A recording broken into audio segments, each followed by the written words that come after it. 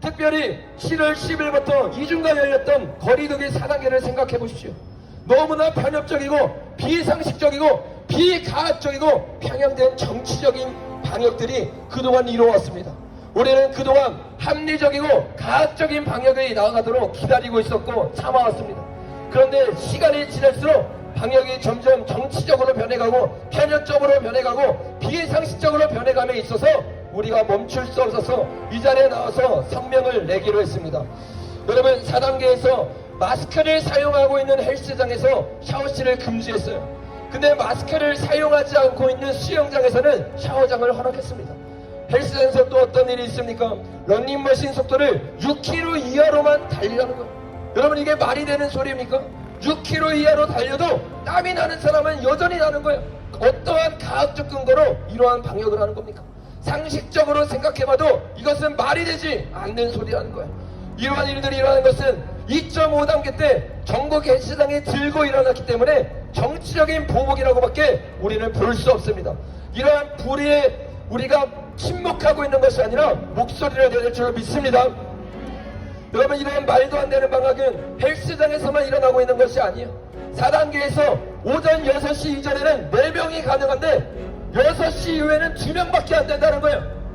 여러분, 이것이 무슨 과학적인 근거로 나오는 것입니까? 택시에서 탑승하는 것은 사적인 모임으로 2명으로 제한합니다. 그런데 버스와 지하철은 어떻습니까? 수많은 사람들이 모여서 거리두기를 하지 않고 마음껏 지내다니고 있어요. 여러분, 코로나가 헬스장과 식당과 택시와 교회에서만 생성됩니까? 절대로 아니라는 것이에요. 코로나의 발원지인 중국 우한은 막지도 않으면서 왜 우리나라 국민들을 막고 있냐는 거예요? 왜 우리나라 국민들의 자유를 막고 있냐는 거예요? 여기에 대해서 우리가 목소리를 낼 줄로 믿습니다. 여러분, 6월 28일에 콘서트가 열렸어요. 수많은 사람들이 거리두기를 하고 있는데 고향 현장에 5,000명이 모여가지고 콘서트를 했습니다. 콘서트에서는 5,000명이 모일 수 있고 예배는 전면 금지하는 게 말이 됩니까? 하나님을 모욕하고 있는 것입니다. 이것에 대해서 어떻게 교회가 가만히 있을 수 있습니까? 이것에 대해서 어떻게 교회가 침묵할 수 있습니까? 5,000명은 콘서트 할 수 있고 스포츠 경기는 무관중으로 하는 것, 이것 자체가 말이 되지 않는 얘기라는 겁니다. 여러분, 이것에 대해서 교회가 일어나서 외치기 시작하니까 법원에서 20명 이하로만 대면 예배를 허락해준다는 거예요.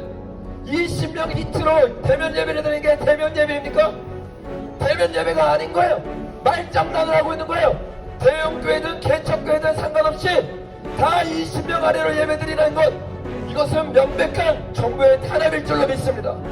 또 7월 13일에 청와대 분수대 앞에서 기자회견이 열렸어요.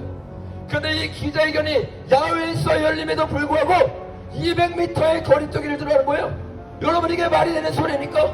지하철에서는 수많은 사람들이 다닥다닥 앉아서 집을 가고 있는데 어떻게 시위를 하는데 200m 거리를 두고 시위를 하는 거예요? 이거는 무엇을 가르치고 있는 겁니까? 반성경적인 정부가 성경적인 교회와 그리고 정부에 대해서 탄압에 대해서 진실을 외치는 자에 대한 불의한 결정인 것이에요. 저와 여러분이 이 불의에 대해서 외쳐야 될 줄로 믿습니다. 교회를 탄압하는 문정부는 지금 이 시간 똑똑히 들으십시오.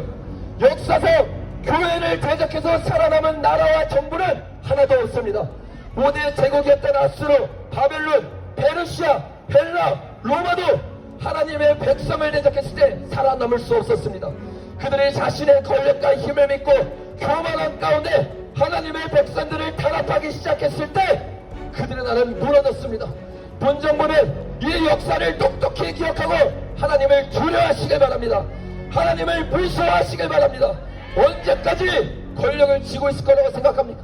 언제까지 자신들의 교회를 탄압할 수 있을 거라고 생각합니까?